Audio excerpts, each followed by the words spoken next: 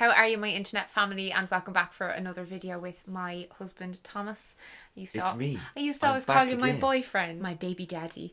I have talked a lot about my own insecurities on this channel over the years. I've talked about acne, I've talked about acne scars and the acne scars treatment, I've talked about my fears of going grey, I've talked about body image stuff, having a very asymmetrical face, and yeah, I feel like there's so much discussion between women about our insecurities and things that we do to deal with them, dismantle them, or to just address them by changing something to function easier in life. I have noticed that there's not very much dialogue and discourse around male insecurities online, and when they are acknowledged, usually by people who have say like, you know, Jordan Peterson, like, yeah. And he makes stuff for he has a large male following, for example, and he'd usually focus on stuff like males' insecurities around their status, never really touching on physical insecurities. He himself, for example, had a hair transplant, but he's never like really talked about it, but it's obviously very obvious. We've been chatting a lot about this kind of stuff recently amongst ourselves,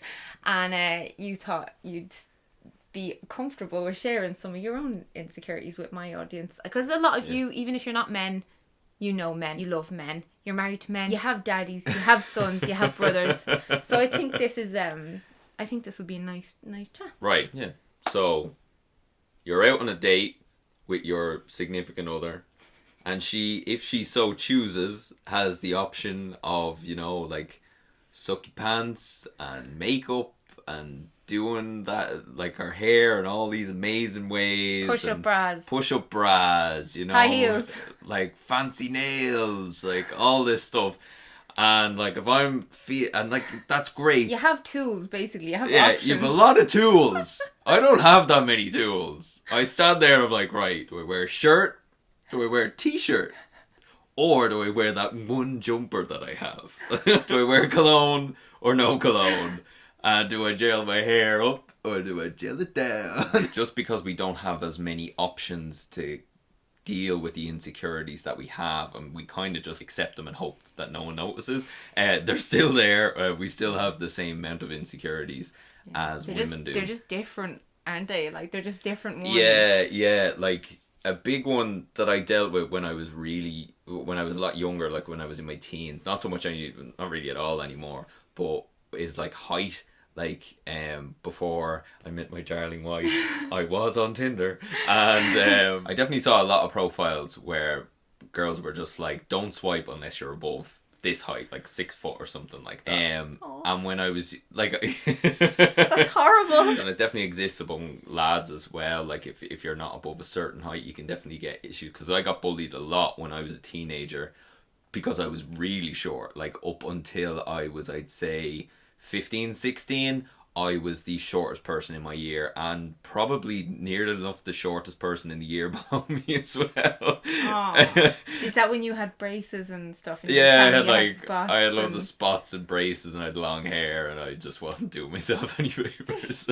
But no, I was really, really small, and then I had a growth spurt. I just got really lucky, and I had a growth spurt. And that's one thing that you literally can't do anything unless you wear Doc Martens and give yourself an extra inch. Yeah, there's so many male insecurities that there is no fix for, really. Like, I've known other men who had issues with, like, their jawlines not being very sharp, or their willy size, willy means penis, and things like that, where there's no way to address it. And height is like that big one where they can't. But then the physique is a big one as well. Like, I see, especially nowadays with the online fitness community with men, blows my mind with how much shite they peddle in terms of, like, promising these young men, like, oh, you'll be all ripped and shredded and the size of the Hulk in 1 year with my plan. Yeah, when I was younger, I would have been very susceptible to that type of marketing, because even though I did have my growth spurt then when I was coming to like 17, 18, I still had that mindset of being smaller than everyone else and being that weak little kid. But why is that such a thing for men? Is like the perception of being small or weak. Like, where does that come from? I don't know. Is that from a young age? I think for me it was because of the bullying. that I got when I was in school. Like movies, TV shows, or like Action Men dolls, or anything? Like, do you not think there was any sort of... I'd say so, but like a lot of the bullying just came from the place of, oh, this guy's smaller than me, I'm gonna pick on him because I can, you know. Do you think there are like biological reasons why there's such a pressure on men to be kind of big and strong, or do you think that that's all? Because I don't think it's all completely manufactured by society. Well, I definitely don't. I definitely think a part of it just comes from like your deep caveman brain of just like wanting to be the biggest dog in the room, you know. Social media has massively, it's like young boys growing up now, it's very different. It's all about like they have to be this perfect image of shreddedness, you know. It's all about very much how they look rather than like strength. Yeah, if you want to be fitter and stronger, do it for the right reasons. Don't pump yourself full of a load of chemicals to get there really quick. Oh, steroids, and sacrifice your health for your appearance. The key point is to, you know, look after in here and not be doing things like that for the wrong reasons. Yeah. Because if you can do something about an insecurity, I don't see any issue with that. My question is always like, where does it end? Like, when are you happy? Say with men, if it's a case of like, they never feel big enough, or they never feel rich enough, or like, you know, these kinds of things. I think that's where the problem comes in. There are certain things you can do. Like, I dye my hair and I wouldn't want to let it just go grey because I feel better about myself, and it's not impacting my health in a negative way. So another massive one with men, including me, is hair, like hair thickness and hairline. Like that's probably the biggest issue I've dealt with from the age of maybe like 18, 19. And I couldn't believe this because when we started going out, you were using Regain and I had no idea. He used to hide it in his little bag of like his toothbrush and stuff. Look at this stuff. You got old razors, Rogaine. Wait a minute. You use Rogaine? I didn't know you needed. It's preventative. But is your hair falling? I don't want to talk about it! And I didn't know, and you never said it to me. You didn't say it to me for months and months and months. And I was so glad when you finally did, because like I had no idea how much it bothered you until then. And it really shocked me actually, like that it was a thing that you were, because I always perceived you as so confident, because you are a very confident person. I think maybe from the bullying, like it really thickened your skin. Yeah. And you don't care about like necessarily other people's perception of it, but how you see yourself. It's like when you're looking at yourself in the mirror, like not seeing yourself. Yeah, definitely. As I've gotten older, I've stopped really caring what other people think. But it's definitely an issue that I've had. Like when I was like 18, 19, maybe my concerns were a little bit premature. You know, like I had quite a big floppy fringe, but as I got older, there was a bit less hair there. Then I started noticing I had to gel my fringe up, which was good. Then I had my big quiff, and my quiff became my trademark. But I had this quiff. But I noticed that like when I didn't want the quiff and I gelled my hair down, there was just that little bit less hair in my fringe. And as I got older, probably around 2016, I realized like I can't gel my hair down anymore because it looks ridiculous. It's just a strand, and it was so thin, and now it's like really going back. Like I gel my hair forward quite a lot. I kind of keep it long and gel it forward to try and cover it up a bit. But like what can I ask? Why? Like why? Where do you think that insecurity comes from? Because so many, it's just normal that men lose hair as they get older. So it's like. Actually, it was kind of like the thing with wrinkles. Like people want to avoid wrinkles, even though everyone gets wrinkles. Yeah, for me, it's about looking in the mirror and not really recognizing the person there anymore. Because with hairline and hair thickness, like it changes the shape of your face. It really does. And then also, like I tried to just run with it, and I was like, okay, I'm gonna be one of those cool shaved head guys. I did a zero all over. You looked so hot with the shaved head. I loved it. And like everyone said it suited me, and I looked in the mirror and I was like, yeah, it kind of does suit me as well. But at the same time, I still didn't feel like I looked like myself. You know, I missed just having the quiff. I missed just having a bit of extra thickness. Like for me, it's not really about the hairline. It's more the fact that you can see through it. Do men say comments to each other? Like, do people say things to you? Well, I was going into work one day and it was a particularly wet day, and one of the lads in the office called me Dr. Phil. I think it was really funny. I didn't appreciate it.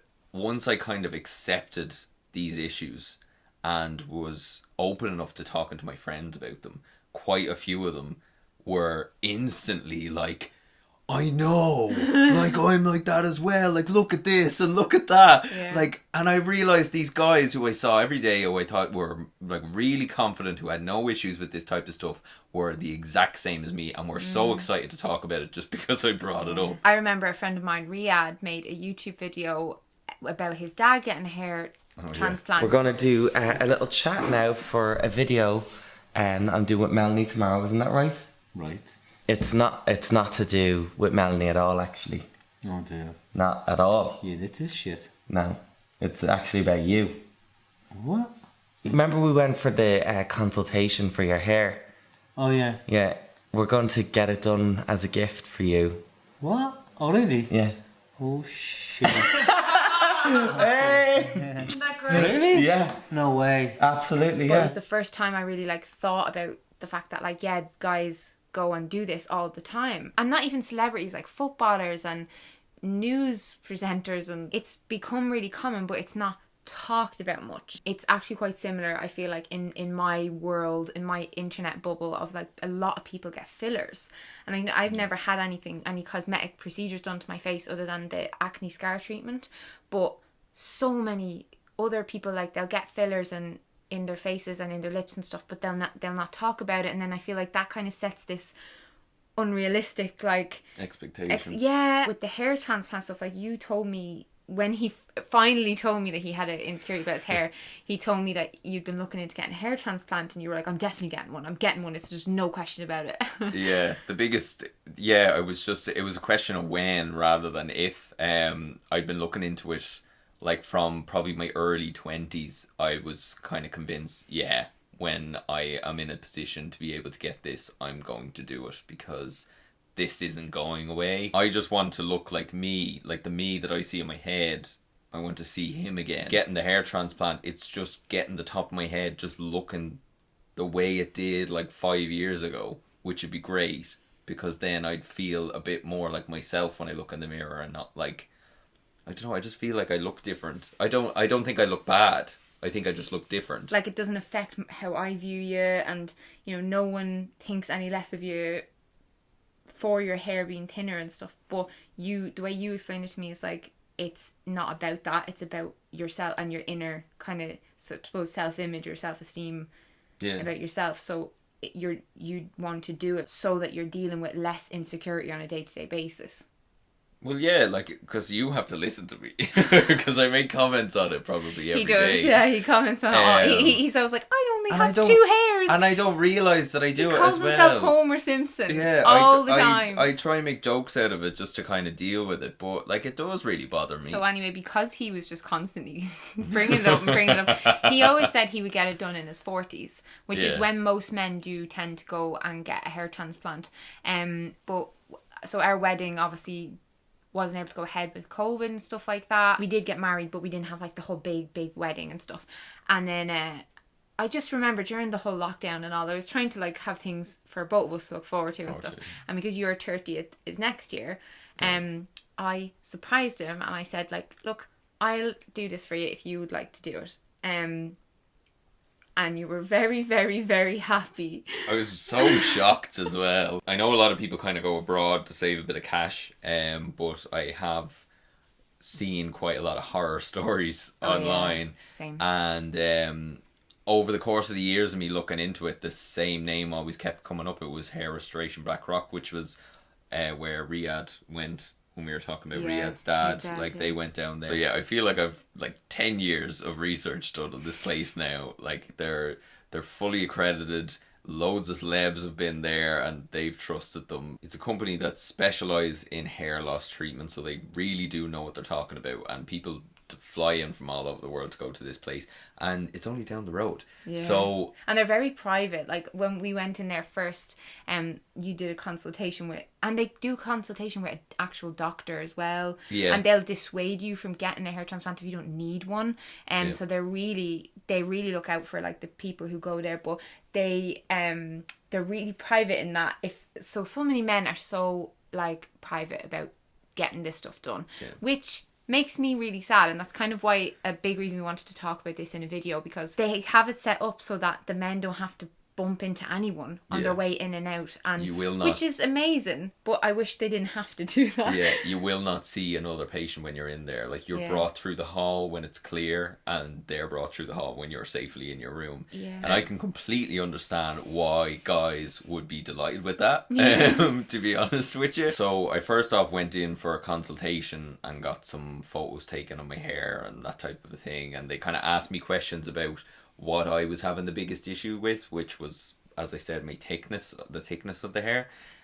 See, girls can just go and put in hair extensions, you know. And what they do, by the way, is they take hairs from back here, and then they'll put them in here. So it's not like they're getting some random person's hair and putting it into your head, or like fake hair. It's like it's your own hair that they're moving. But you did that like with the pictures and all that, and then you went in for a design process. So during the design process, they look at what size of transplant you're looking for. So based on your financial situation and also your needs, they'll decide what kind of package suits you. There's different types. There's 2 different types, isn't there? So there's FUE and there's FUT. But yeah, so they draw a line in your head, which just looks a bit mental.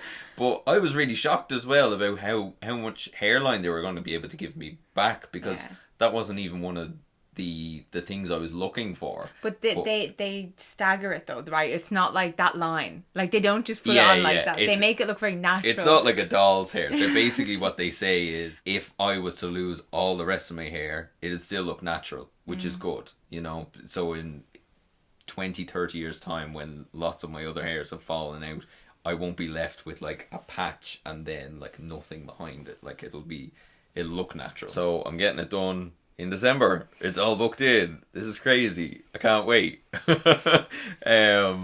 You're so excited about it. It's going to be me after a few kids when I'm getting my first boob lift. I'm like, I do think that's a big element of confidence as well, is being open and transparent about your insecurities and stuff. Do you know what I mean? Like, it's very difficult to get to the point where you can talk about this stuff. So I think it says a lot about a person, especially a man, to have the courage to talk about this stuff, because I think that it takes a lot of bravery to be like, oh yeah, no, I'm insecure about this, I'm going to do something about it. Like, so many people would be so insecure about it that they wouldn't even, like, you know, acknowledge it. Yeah, like I know there's just so many guys I've known with like issues that they just, it's like it cripples them, like, you know what I mean? And I'm so glad that you talk about this with me, and not just with me, but like online, because even if like 5 or 10 people watching this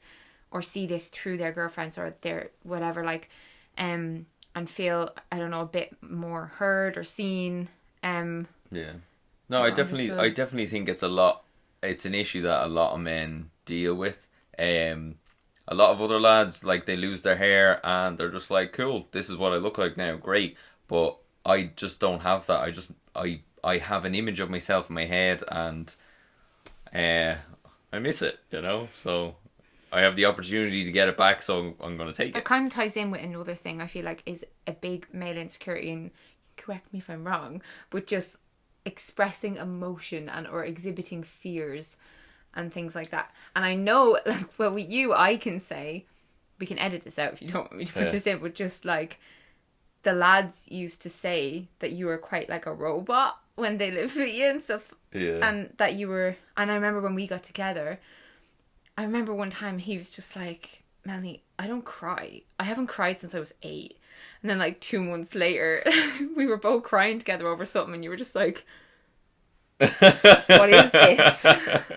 And it's like, you just didn't know, and it's like you'd repressed a lot of stuff because of that kind of like, oh, macho, I'm a man, like that kind of You know, and I understand that because most men seem to only open up to their partner, like their partner, whether it be a man or a woman, whoever they're with, and they kind of hide it from the rest of the world, and you know, they're like, gotta keep my shit together. I don't necessarily think that's a bad thing, but I think it's sad when men feel like embarrassed or shame about having feelings.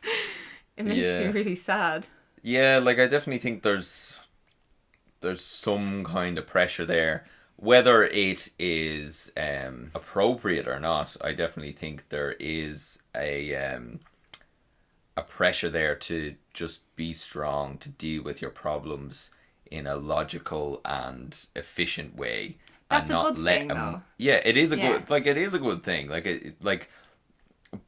like not letting any emotion in At all. and in certain situations that is also a good thing. Like considering my job, like you have to be just really on the ball and deal with it, and that's it, and don't let any kind of negativity come into your head. Just do the job that's put in front of you.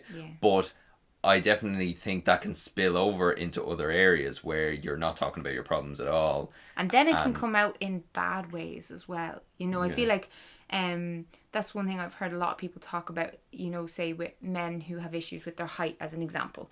And if they never kind of either deal with the insecurity or express the insecurity, that it can come out in these kind of like aggressive outbursts or like kind of, or almost trying to maximize the other perceived masculine elements of themselves. Well, it can go one of two ways. You can either be the type, like if you're not dealing with your problems and your emotions and your worries and that type of thing in a constructive way, whatever that may be, if you're not dealing with them, you're either going to lash out in big bursts of rage and emotion and anger, or you're going to be like me and you're going to be labelled a robot by your friends. And I definitely think it wasn't until like my mid to late 20s that I grew out of that and I started dealing with my issues in a more constructive way.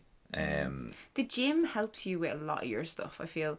Like exercise seems to be a big way that you would kind of vent a lot of your stuff, you know, and actually that works for me as well. You know, like I have less stuff coming out of me that I need to sort through and wade through in conversations when I'm exercising. So there are definitely ways, but it's like I think a lot of males experience fears that are different from the kinds of fears and issues and struggles that women deal with, and they're not listened to as much, or it's like as if those things aren't as important or something sometimes. Like a common example of a issue and a fear that a lot of women experience is like they don't want to have to sacrifice having a good strong career for having a family, and there's still been no good way that people have come up with for women to actually deal with that, because at the end of the day you're always going to be kind of juggling. Things have changed a lot in the last like few decades for men in a huge way as well, and I think like talking about it is really important amongst other men and with So when you meet people and you think they're like really, really quiet, or they don't really do anything with themselves, or they do a lot of negative things with themselves, like that's coming from somewhere. It doesn't just appear out of a vacuum. So I think with us lads talking about our issues a little bit more, we will be able to, like, for example, anyone watching this video who has any kind of issues with hair or anything like that, maybe you're listening to me and you're like, this guy gets it, and then you don't feel alone, and maybe you don't feel as bad about yourself anymore. That's why I love YouTube. Like my channel initially grew because I was talking about acne a lot, and so many people have acne, and I remember at the time just you feel like you're the only person in the world. So I think that kind of opened me up to feeling comfortable about talking about any of my stuff. Like I talk about so much stuff on this channel because it has to come out. Like if you have stuff that's eating you up, it has to come out, so you can either get over your insecurity through, you know, doing therapy and a lot of talking and all that kind of stuff, or you can address the insecurity. So if you're insecure about your fitness or your body or whatever, like you are able to do things about it. Like, choose who you listen to and follow very carefully, because I personally think there's a lot of influences out there that I would perceive as quite negative, in that they're constantly telling people like, oh, just settle for like how you're feeling. And yes, like there's some insecurities that you can deal with, but at the end of the day, like we all inhabit the same world. And I think, sure, I would love if there was absolutely zero pressure on looks and things like that, but let's be real. I'm an optimist, but I'm a realist as well. We're never going to wake up in a world where no one wears makeup, no one dyes their hair, no one shaves, no one wears certain nice types of clothes, does their eyebrows and does all these things. And like, then if you choose not to do those things, like you're always going to have that kind of inner feeling. That's just my opinion of it anyway. So I feel like if it's something that you can do something about, if it's something little, say you have a tattoo and you hate it and it makes you really paranoid every day, like save up and get it removed, you know? I'd love to know what you think. Like, I know people have very different opinions on these topics. Changes like this, if they're not going to affect your health, be it mental or physically, in a bad way, then more power to you. Leave a comment, because I'd love to hear what you guys think of everything I just said. And like the video, and yeah, sure, if you throw an L subscription, you'll get the follow up to this. Yeah. And you'll see what I look like. Oh yeah, so that'll be in a few months. Yeah, we'll be back very soon. We're gonna have a child in the next couple of weeks. A child. We need to teach this baby to be very secure, but also to not feel bad if it has insecurities, because everybody does. Yeah.